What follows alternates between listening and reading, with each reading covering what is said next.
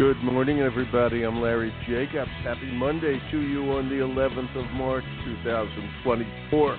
We've got Katie Dorn here today. Katie is the one of the founding partner, of Empower U. That's the letter U, which is a tech-enabled, people-powered solutions that's trying to reimagine the delivery of mental health supports to schools across the country. And she's going to tell you all about it. And today we're going to focus on mental health support, as it says, for educators. And that's so key these days. Here, I live near Boston, and I read the Boston Globe a lot. And a couple of weeks ago, they decided they were going to try, somebody suggested they bring the National Guard for disciplinary reasons into Brockton High School in suburban Boston. Terrible. Okay, bad idea. They didn't do it, but the school is a huge school, and according to the paper, it's a bit out of control discipline-wise, and it creates a lot of stress on educators. And just today, there was an article about how the police in Norwood, Massachusetts, arrested a kid who had threatened the school with a shooting. Whether that was supposedly real or not, they still arrested him, etc., because he posed the threat. And all of this matters, and multiply that times how many cities, times how many states, and before you know it, you've got a serious challenge up there to find the right professionals to go into these schools, all right, and work with the teachers. You know, teachers weren't trained and didn't take the job to be worried sick and be disciplinarians all day. They were there to help teach the kids.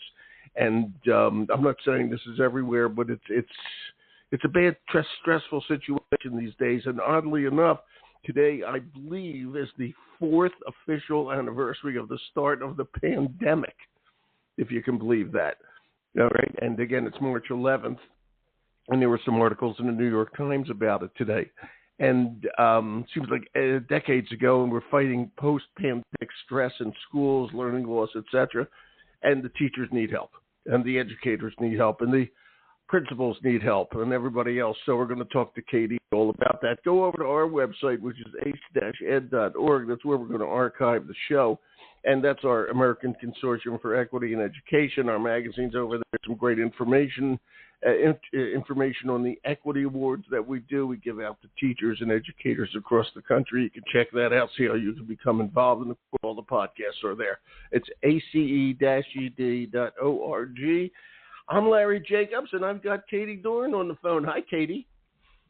Hi, Larry. Good morning. Good morning. How are you doing today? Are you in Minnesota today? I'm in Minnesota, where it's going to be 60 degrees, and we've had no snow all winter. It's a little weird. Well, let me just share with you. I live in Maine, okay, and I'm looking at one tiny, itsy-bitsy little itsy-bitsy pile of snow that's left. Okay, a little tiny mound on my front lawn where it should be about 2 feet high right now. Okay, yeah, absolutely unbelievable. I hear you. Yeah, it's nuts. Where are you? Are you in the Minneapolis area? Where are you? Yeah, just outside Minneapolis. Yes, and it's cool. been, I'm not complaining. It feels Don't complain. weird, and I don't think it's good for the world, but it's okay for us right now. Yeah, the only good news is that I'm developing a spacecraft that will take us to a slightly cooler planet. Just hang on, Katie. You'll get the invitation as soon as I'm finished. Don't even worry about it. All right. You have your email. Yeah, great. Perfect. So don't worry about it, okay? We're in good shape. You're in good hands. Okay, yeah. So it is pretty weird, I got to tell you. Okay, it is. Kate, tell us, let's just do this. Your founding partner, I gave a little cursory thing here. Empower, EMPOWER, Empower U. Just tell everybody how old is it, where the idea came from, kind of what it does, the usual stuff. Your sales pitch, Katie. Go for it. Yeah, Empower You. I'm a licensed therapist, and I was a school counselor who worked in schools in the early 2000s. I'm the mother of 7 grown kids and a grandma.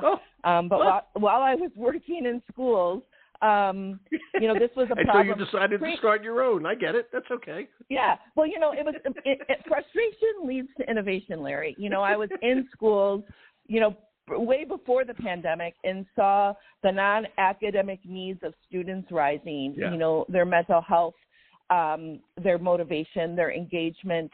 And I saw the pressures mounting for teachers, and there just wasn't enough time and space in the school day. I had 400 students on my caseload, and, over 10% needed me every day, and I also needed to be in class. So I was really trying to find a way. Life is hard. I knew that pre-pandemic, but, after the pandemic, we've really learned that, right? Life can be challenging. And all of the studies, this isn't new news. For those of you who are listening, this is not new, but it's important because we have learned that the one defining feature between a student who succeeds both in school and post-secondary is resilience, which really is that ability to navigate that hard thing, to manage. We were really good at my school at getting students into college, but if you look at the National Clearinghouse data, and it remains true that, our sticky rate of students, who last the first year is about 50%. And because they don't know how to manage the obstacles when they get there. And I became really passionate that this is the most important thing that students need to learn, is how to manage their heart. And often their heart in today's world of social media and uncontrollable challenges is to learn to manage themselves and to overcome those setbacks. It's so darn important. But again, talk about how you founded Empower You. And by the way, before you do that, I have to ask one question. You wrote here, someone wrote, whoever that sent me this, Katie is a heartfelt licensed school counselors and LMFT. And I thought maybe you left a letter out that you were a Lucky Strike cigarette. What is, not LSMFT, LMFT. Do you remember that, LSMFT? I don't remember those. I am old. Well, those were the advertising initials. Those were the advertising initials for Lucky Strike tobacco. It meant Lucky Strike is fine tobacco. LSMFT. Okay, and you're an LMFT. So what are you? A cigarette, Katie? What are you? A licensed marriage and family therapist. So I worked with. Go. Thank you. I couldn't figure out what that was. Thank you. Yeah. Okay. LMFT. Yeah, I had a private practice for years and met with mainly adolescents, high school and college students and their families often. Problems are often systemic. I love talking to people one-on-one, but really in the context of their family system, we often, take on our roles, which may be maladaptive. And so I had a private practice. That's what I did. But back to Empower You, I really was looking for a way to help school counselors like me reach more students efficiently during their school day so that they could really, with a program that was going to actually work. So Empower You combines, it's kind of like Noom is for weight loss. It's small bites of content that builds skills, because a lot of students and families and teachers for that, we need the skills. They with support. It's not just talking about your problems. So we say, we're not problem focused, we're progress focused. We're really equipping schools and families too. Our programs are for families, educators, and students to help them, we say tech enabled, use technology to learn the skills, but with people on our side of the screen who asynchronously support them in their journey in small bites instead of a 55-minute session, where they're sitting across from somebody on a day they may feel like not saying anything. Small bites of support, really customized to whatever they're facing. As needed. Yeah, and that daily support's important because, I was also with 7 children and our own hard. My sister passed away from breast cancer, and she had 3 adopted children from Latin and South America, some with some severe challenges, and my husband and I had 4, and that was over 20 years ago. So we adopted them when they were quite young, and so our family, that was our moment of heart. Everyone has theirs, right? That was ours. They had already been lost their birth mother. They just lost their adopted mother. We were consumers of therapy ourselves, and I would often, take off time from work, pay my copay, take my kids to a therapist. I was lucky that I was trained and I knew to do that, right?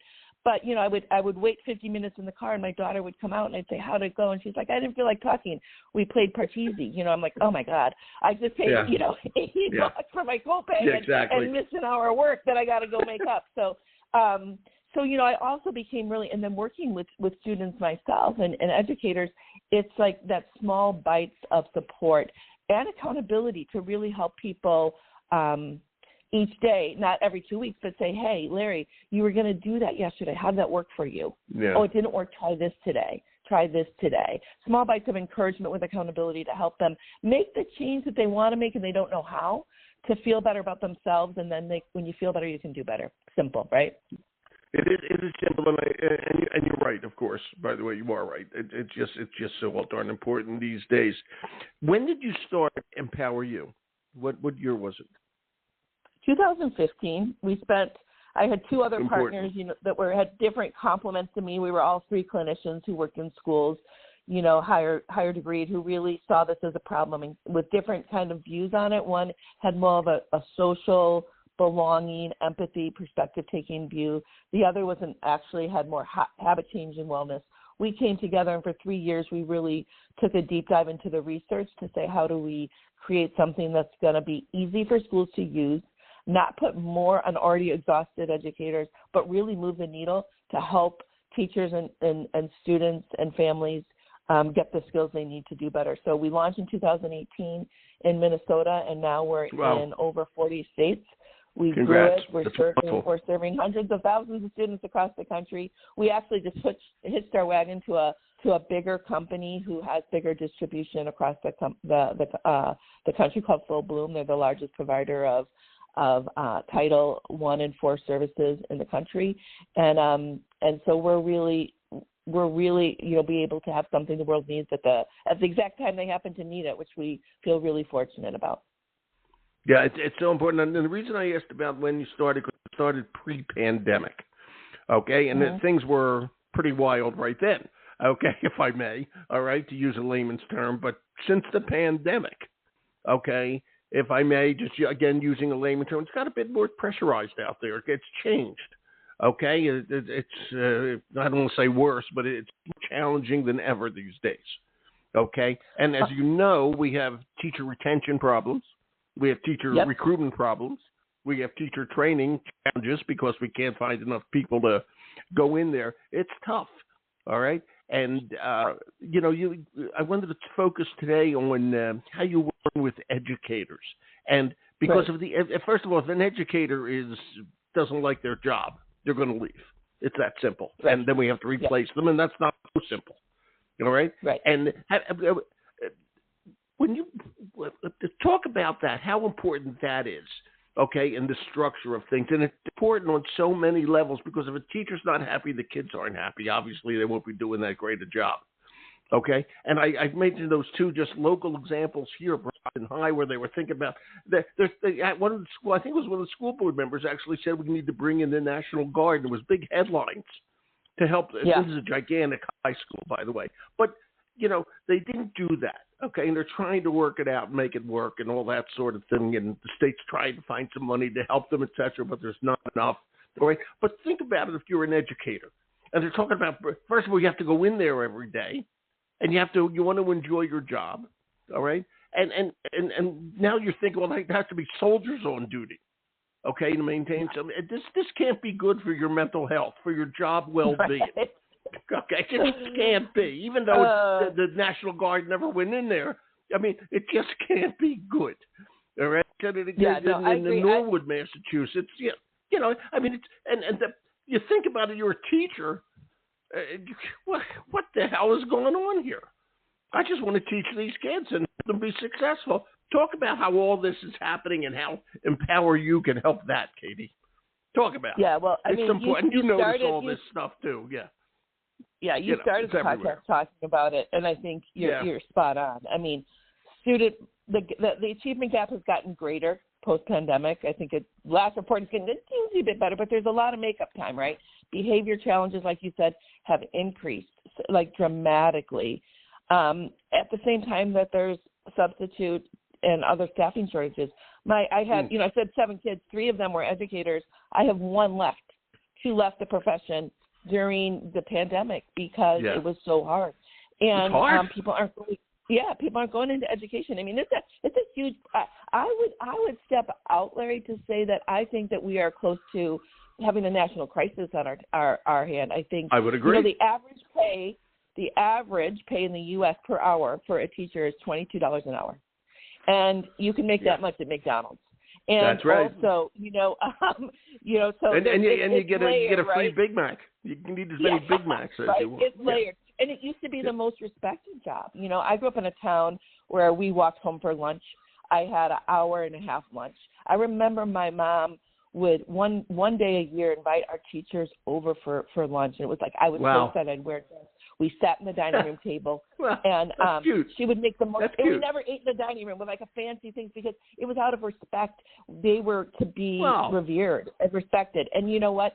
And that generation, you know, this was in the 1960s, but I feel like it's gone. I mean, 60% of parents say that they wouldn't want their child to be a teacher. So, you know, so people aren't going into it. There is a shortage of people choosing it as a career, and the ones who are there are leaving. I have one son left as a middle school math teacher, and he rarely gets a prep time because there's no subs. Terrible. So he is spending his, you know, he's there at, 7 a.m. He's there till late at night, and he is, trying his best, but it's really, really hard. And so that takes a toll on your mental health when you don't feel appreciated, when there's more being asked of you for less. And so, addressing the well-being of educators is a critical component to systemically address, teacher retention. And as you said, to attract more students to go into the profession. We're working in the state of North Carolina with their North Carolina Teacher Fellows Program, and they're embedding our Empower You training, resilience, and well-being training into their teacher prep program because know that's excellent. Yeah, and we're doing this more and more statewide adoptions because, quite frankly, there's a lot of theory in teacher prep. There's a lot of things you never use, but like walking into a classroom and being able to manage your own well-being because, hey, you're going to be stressed, and then model that and then support your students' well-being is really what Empower You is about, and it's such an important component of a healthy school and a healthy classroom. Yeah, and I congratulate that North Carolina program for doing that because one thing, and I have to say this, and I'll just say it, is that teacher training usually lags behind. Okay, I don't care what anybody says, right. It lags behind the reality of what's going on there. All right, and it needs to make a really important change, okay, because the customers have changed. And when a customer changes, that's why they're closing 150 Macy's stores. They just read that in the paper 2 weeks ago. Okay, the customers change. They don't go to big department stores anymore. Okay, it's a changing world, and until you change with it, it's not going to work. And if teacher training still thinks it's just teaching the ABCs, it isn't. Teachers, I hate to say it this way, they have to learn how to survive a different environment. And if you can't get them to A, survive it, and B, enjoy it, okay, they just aren't going to stay. And so the teacher training has to go in there. But a lot of teachers, everybody in education now, in schools right now, already went through their teacher training. All right. So let me just ask this: if a school district signs up for Empower You, thinking about their educators and the mental health, emotional health of their educators, okay, what happens next? What do you do for them? What's the program like? Brag a little. I think that's Okay. Well, I think a lot of times when educators go through professional development around mental health, it feels like one more thing they're supposed to do, right? It's like, oh, now I'm supposed to be able to be a suicide watch in my class. Like, now I'm responsible not only for my students' learning, but for the mental health. And Empower You kind of turned that on our ear. We've kind of said, hey, instead of making it feel like one more thing to do, make this available, let it count, first of all. Pay them for their time to complete them or make this check a box. Don't ask them to do one more thing, first and foremost, because they're already asked to do too much. So make this be something that counts for something. Or in a lot of schools, this replaces an observation. Instead of, having them be observed, have them complete this and then share the reflection with whoever was going to observe them. So create the time and place for them to do it. It's on demand, it's asynchronous, and it's supported on the other end by a coach who walks beside them and gives them feedback. It becomes a really safe place for them to really pause and to think critically about what they want to be different in their career, in their life, so they can feel better as an educator. And so that, is, in a nutshell, is what it's about. It's about putting the oxygen mask on them first Yeah. so they can learn skills and strategies, not just so they can support their students, but so they can support themselves. Because students learn by watching, social theory, modeling. So if a teacher is going to really effectively support the well-being of their students, they need to address their own first, and we teach them the skills they need to holistically feel better about their social connections at school, their personal well-being, their emotional health. And we work with superintendents, principals, teachers, support staff, who to really create that time and place for them to learn these skills. But then at the end of every single async module, they stop and they reflect about what they've just learned, and they apply it to themselves first, to the goals they set for themselves at the start of our program. We're a goal-directed program. What do you want to be different? They set those goals. They take what they learned. They apply it through deep reflection, and then when they're done with that reflection, it's submitted through our platform, and their same online coach who follows them throughout the journey comes on and encourages them, supports them. A lot of times it provides that psychological safety in small bits that really helps them open up about the thing that's in their way, learn the strategies to make the change they want to make, and come out the other side feeling more connected to their purpose, more equipped to manage the daily stressors. And guess what? With some ideas, also at the end of each module, we say, how could you also use this to support students in your classroom? So over 90% of educators say that this was the most helpful PD they've ever had. That this has helped them personally, but it's also helped them change the culture and the behaviors in their classroom, and so that they can do exactly what you say, so they can teach more, so they can do what they really want to do, is not manage the behaviors, but to really have an empathetic, controlled classroom where people feel cared because that teacher's caring for themselves and caring for them in a healthy way. And I got to ask Katie, and there's always this, and I'll say it in two ways. There's a reluctance on many people's part to get counseling. I guess some people, I think some people think it's an admission of, I can't do the job. Okay, which of course it is not. Okay, but there is a reluctance. There's a self-stigma, if I may. Okay, that I shouldn't be doing this. Why am I going to do it? This sort of thing. How do you overcome that? I mean, how does a school, and let's say a superintendent buys, Empower You for use for their educators, and I kept saying teachers before, but you mentioned it a minute ago. It's all the people involved in the school district, from school bus drivers on to the superintendent, okay? Right. From the custodian to a classroom teacher, okay? It's the lunchroom lady, etc.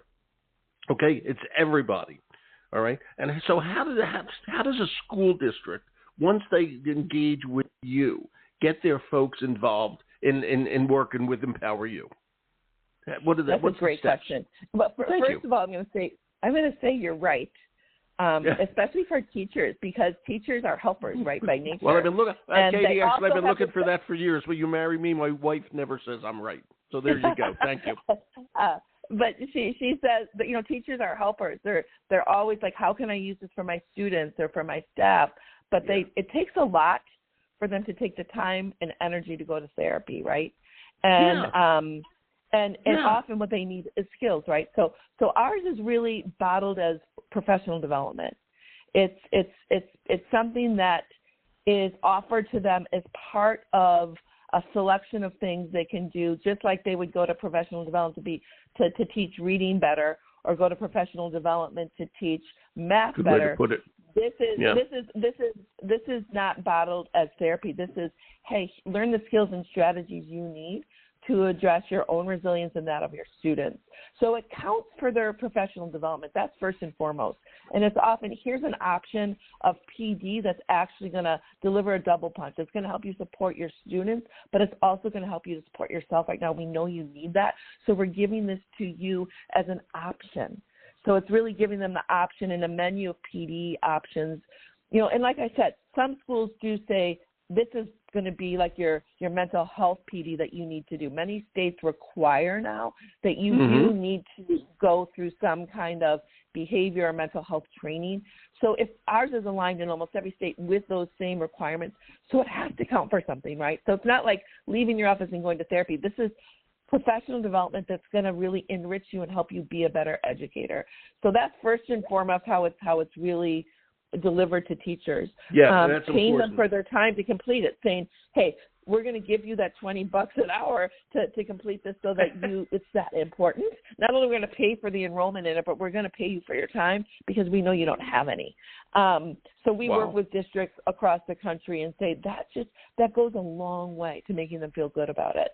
And then creating that time and place in their day or their week or on PD days to actually complete the program. So, we have a short course that's probably, about 5 to 6 clock hours, and then we have a long one that's 12 clock hours. Again, this goes towards CEUs, continuing ed, but they're also getting that support. I'm going to ask you a funny question, and I'm going to say it this way, but what I'm going to say, what's the sales pitch?